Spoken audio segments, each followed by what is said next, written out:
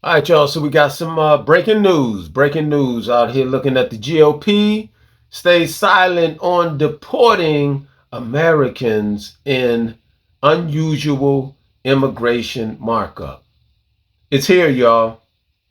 This is what we've been talking about and or saying was going to happen to the children of the Creator, to the children of God, right?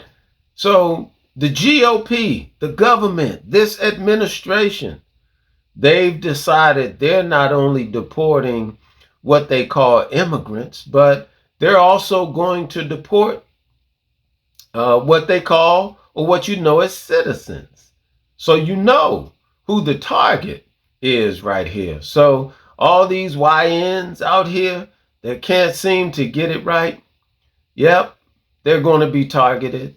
And a number of, the Israelites are going to be targeted because, we express unity in the name of the Creator, and we talk about the prophecy that speaks to, the downfall of this empire, and anyone else, that they feel do not suit, their agenda. So it's like we saw how at first they were just coming after the immigrants and everybody stayed silent. And all the while, I'm trying to express to people we need to be proactive and look at what it means to stand upon Fourth Amendment advocacy, right? But let's look at what they're doing, how they're doing what they're doing, because a lot of people can't understand how they're able to bypass the Constitution. And I've said it, but I know I got a t-shirt on and, I'm black. So, I can't possibly know what I'm talking about, but it may take a year before they start using this same terminology called conterminous jurisdiction. This is what they're doing in order to surpass what's written in the Constitution. So, I'll explain, even more. But identity, what you call yourself, you all, it truly matters. Okay, you must be able to explain who you are. Otherwise, you leave it open for the administration to assume who and or what you are. So one of the biggest cases out there, it's the Dred Scott case. And, I've heard a lot of people arguing, around the Dred Scott case. But a lot of times, man, it's just for the sake of arguing and, people just, they don't know what the hell they be talking about. But the Dred Scott case was about identity. In that case, it was about African descendants. And see, that's a problem. When you don't understand terminology, then, you get the result, behind that ignorance. Because African, it's a nomenclature, it means nothing. Who can be African? When, first of all, the continent of Africa has over 50 countries in it. So nobody can be African. But when you allow, that terminology to be placed, African descendant, it's like a broad term. It means nothing. You must always be able to identify yourself based on your nationality. Otherwise, they are going to assume who and or what you are, such as African descendant. And if you don't know how not to be identified, as that way, you'll get a verdict such as we saw in the Dred Scott case. So look at Deuteronomy 28 and 37, real quick. It says, "And thou shalt become an astonishment, a proverb, and a byword among all nations, whether the Lord shall send thee." And this is what has happened as we see, the children of God being afflicted, out here. We've allowed ourselves to become a byword such as African descendant, such as African American, Negro, Latino. We've allowed ourselves to become these bywords. So for that reason, we don't have any true standing within the substance of law, and the administration have gone about to assume who and or what you are, who and or what you are. So it's key, and let's talk about it because I want to show you, how they are really getting around the point of the Constitution. Okay, let's look at Acts. Let's look at Acts 18 and 1. It says, after these things, Paul departed from Athens and came into Corinth, and found a certain Jew named Aquila, born in Pontus, lately come from Italy with his wife Priscilla, because that Claudius had commanded all Jews to depart from Rome. Right? So this will not be the first time, that our people were put out of a country or called, to leave a particular place. I mean, because we refuse to repent, as it speaks in First Kings, 8, we refuse to repent and turn towards, our homeland. We think, that this place called America is our homeland, not understanding that our people even came to this land fleeing persecution. And like you've heard me say, you can find that bit of history, that piece of the record. You can find it in 2nd Ezra 13:40 through 45. The northern kingdom Israelites, they fled to Osiris, which is now called America, which was a place that no people, had lived in this land before the northern kingdom Israelites came here. But now it's all confusing, and you're still going by the bywords, calling yourselves, Indians, Indigenous, Black American, Native American, and, all of this nonsense, not understanding your status based on your heritage and the history that fortifies who you are, that prevents you from being identified by the administration to where they can assume a thing. And I'm going to tell you what it is that they assume and how they're able to bypass, certain provisions within the Constitution. So we have certain, language in the Constitution where it says things like, where a state, where rights secured by the Constitution are involved, there can be no rulemaking or legislation which would abrogate them, right? And that comes out of the Miranda case, the Supra. I'm reading that part right there. But when you look at what the GOP just did, they just went about a rulemaking. They just made some legislation that appears to abrogate the rights of the people. We have to pay attention with respect to who they did it to, because they've made a classification with respect to who they are creating these laws to impact. And they're just not outright, telling the public what it is they're doing. They leave it open to you to assume, what's happening. And don't think, that the media and their experts and professionals are truly on your side, to help you understand this thing. But I'm going to point this out, to you, and you'll be able to see and understand, like what they're doing. There's another one out of the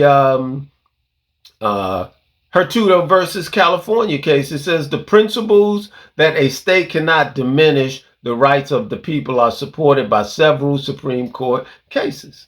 Okay, so let's look, at what they're doing, because what they're doing, I'm just going to tell you up front, what they're doing, they're assuming that you're a resident of the state. right? They don't look at you based on your nationality. They've diminished, your status, your identity. They've diminished it, right? Um, and when they diminish, your identity, now they assume, that you're within their territory or you're of their jurisdiction, and for that reason they can bypass provisions that say where rights secured by the Constitution are involved. There can be no rulemaking because they're saying that doesn't even apply, to you because you're within their jurisdiction. So now, you remember I told you the type of jurisdictions, that they're using, it's the conterminous jurisdiction. Now you have to understand the conterminous jurisdiction means jurisdiction, right? Such as state that share a common boundary or are enclosed within the same boundary or limits.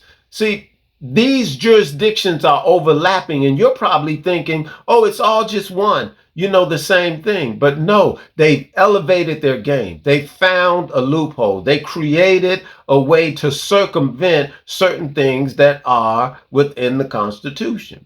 So when they create these jurisdictions become a state, a territory. Now, let me give you the definition, for the state. Okay, so a state. Here's the legal definition, because again, most of you use these terms from a general sense, and they're using these terms, from the legal sense, right? So a state is sovereign in its territory. So for this state, looking at the administration, how they have their jurisdiction and they're assuming that the people they're dealing with, that they're residents, of the state. So this state is sovereign. So if they want to, move people around or do this or do that, I mean, they can do it, and it has no impact, to the Constitution, unless you can for certain show that you're not of that jurisdiction, or you can refute being you can refute the fact that you're being assumed to be a resident of that jurisdiction you are, because these jurisdictions are overlapping. This is why ICE now has the power to come into certain positions and or place and do things that seem to be unusual, such as put their hands on what you call a citizen. They're able to do it because they have this overlapping jurisdiction, and they're coming in, and whoever they touch, it's like, we're just assuming that you're a part of our jurisdiction. But they don't say it, like that, but that's the move that they're making. And unless you're able to qualify that you're not of that jurisdiction, then they take you as a part, or they take you as a subject. So here, a state is sovereign in its territory. Excuse me. A state is sovereign in its territory, which is also known as a jurisdiction. So when you use the term state, you have to understand it's synonymous with territory, and it's synonymous with jurisdiction. You've seen these things in writing, and you've not understood, that it all applies to, a thing being a state, such as a territory and or jurisdiction. I mean, when you talk about Washington, D.C., Washington, D.C., is a state. It's not a part of the union as far as states, but based on a territory and or jurisdiction, it's a state. So therefore, it's sovereign. So now it's using its sovereign power and, the premise of its agents being the ICE agents to go into its territories which overlap. So it can be this, state being Texas, being New York, being California, being Utah, because the conterminous jurisdiction have these things overlapping. So this place called Washington, D.C., being a state, being sovereign in its territory, the whole what you call America is its territory based on the conterminous jurisdiction. So now they can push their agents called ICE into these places and they can grab the subjects of their territory. So the fight now is based on identity, status, being able to show and or prove that you're not of, a particular state, territory, and or jurisdiction. Okay? Let's look at, the Fourth Amendment. I'm sorry, the 14th Amendment. And let's just look at some terminology within Section 1 of the 14th Amendment. It says all persons born or nationalized in the United States. Now, again, most people just assume that that's talking about America. And see, the problem is we're just left open to assume these things, right? Not knowing how actually are they using it, in law. Okay? And how the conterminous jurisdictions impact this terminology. How are these things, working together? So all persons born or naturalized in the United States. Now, mind you, that's Washington, D.C. That's a totally separate jurisdiction. That's a totally, separate territory, right? It's a state within itself. That's why they can move with their agents in certain positions or territories or areas that you think you're safe in, but because these things overlap, you're not safe. And it becomes an issue of who has jurisdiction over the property. The property being the resident of the state, because they do not see you as a national. Okay? They do not see you as someone, separate from their jurisdiction. They may consider you a citizen of their jurisdiction or a resident, of the state. And you have to be careful not to allow these lines to be blurred. This is the problem.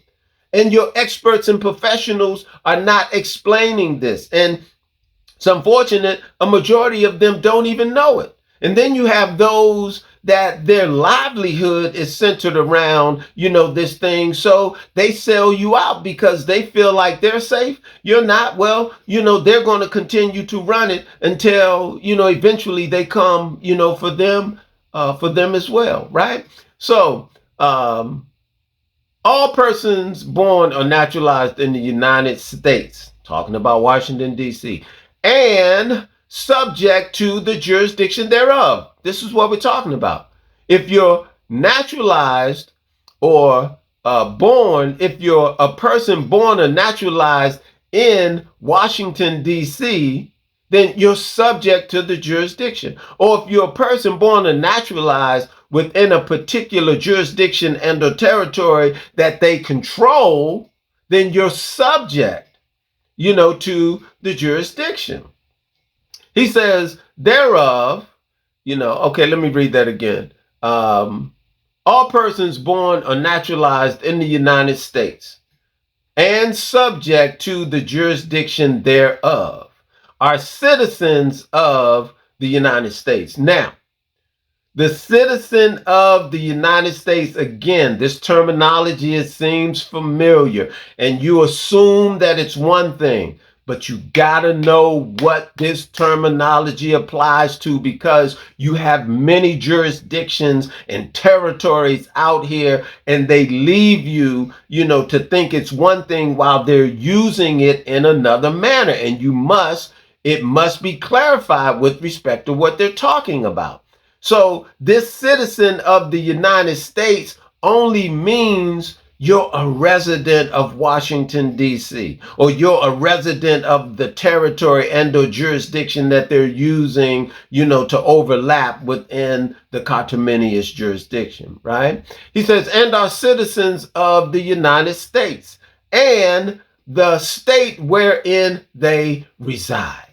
All of this is talking about residents of the state, and they use familiar terminology such as citizen of the United States, but all it means is you're subject to a particular jurisdiction. And remember, the jurisdiction is sovereign, right? It's like I can remember communicating with a deputy director of legal services, and they explained to me that the premise behind how they deal with individuals is based on the simple fact that they are residents of the state. So at that point, you're a subject to the state and you don't have rights now.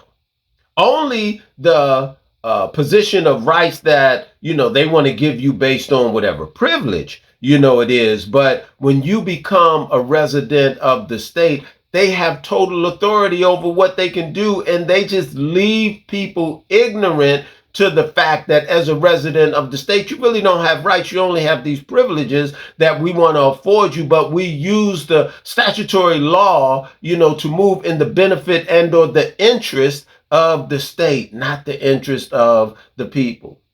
So that's the confusing divide that we have based on understanding what terminology is and or how terminology is being used when it comes to what you call a state and how they're dealing with it based on territory and or jurisdiction. So the 14th Amendment, still looking at Section 1, here it says, no state shall make or enforce any law which shall abridge the privileges or immunities of citizens within the United States. Okay, now, when you look at this, it says, no state shall make or enforce any law which shall abridge the privileges or immunities, of citizens of the United States. Now, two things is happening, right here. So it's saying like Texas can't come and try to make, some laws that are going to affect the citizens of the United States being the residents of Washington, D.C., or that jurisdiction, or that territory, right? So when they have, and this is what I'm telling you, it's a battle over who the individual belongs to, like which jurisdiction you belong to, and how they're classifying you to be a resident of this jurisdiction or of that jurisdiction. And it's important now for people to be able to define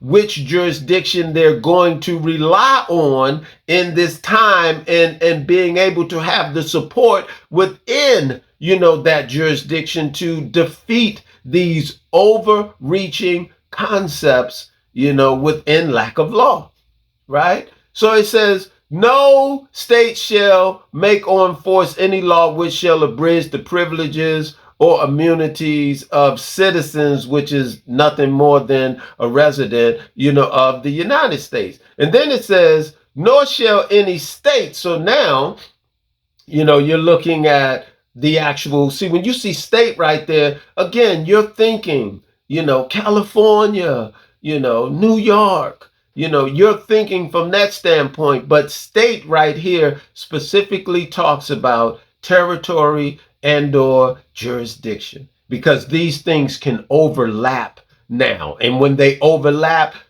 depending on how many there are, each one of them are sovereign. And we're sitting up here thinking, oh, it's just one, and oh, they're working together. No, these things are able to function within their own means, and they're sovereign. The thing is, as individuals, you don't have the understanding to know how to distinguish which territory and or jurisdiction you're in. You're letting them do all the deciding. So therefore, you get swept up within the dragnet, right? He says, nor shall any state deprive any person of life, liberty, or property without due process of law. Okay, so this just depends, on the state, because if the state is sovereign, then the state can, based on its privilege, set out how it wants to deal with the people within its jurisdiction.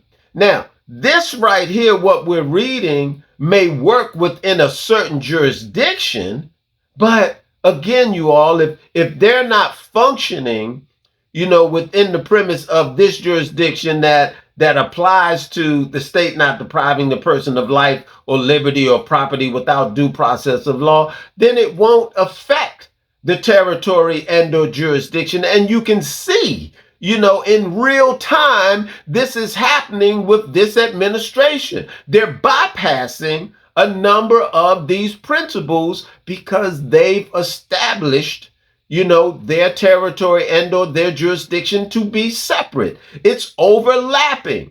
Only the people are ignorant to what's happening. The majority of legislators and senators, they have no idea, that these things are happening, but somebody better put the call out. Somebody better let, Jasmine, what's her name? Jasmine Crockett. Somebody better let her know the game that's being played. What's that other woman's name? The Owens, girl. Somebody better let them know these are the games that's being played within conterminous jurisdictions.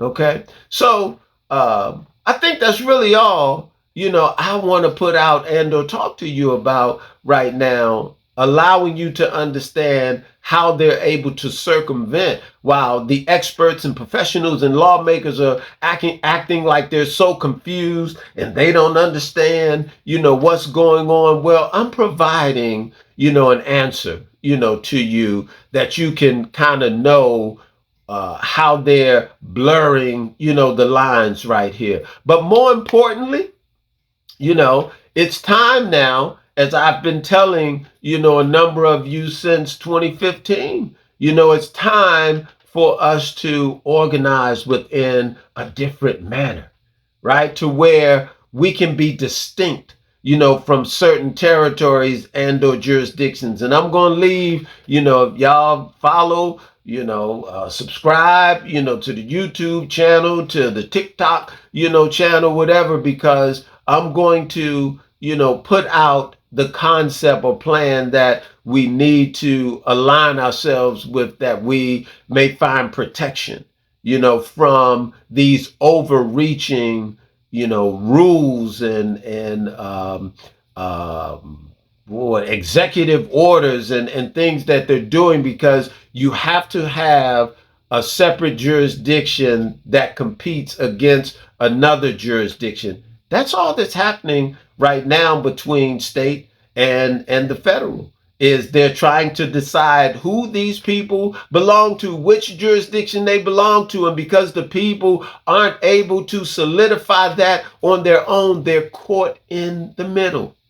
But we're going to establish jurisdiction based on the conterminous jurisdiction, you all, because there's no monopoly on who can have jurisdiction within the United States of America. We've only, through acquiescence, allowed them to handle the affairs or the interest of the people. But it's time to separate the interest of the people between the interest of the government, that we can be protected. And as it says in the Hybel versus Nevada case, exercise our rights against the government. Otherwise, they're going to run us over.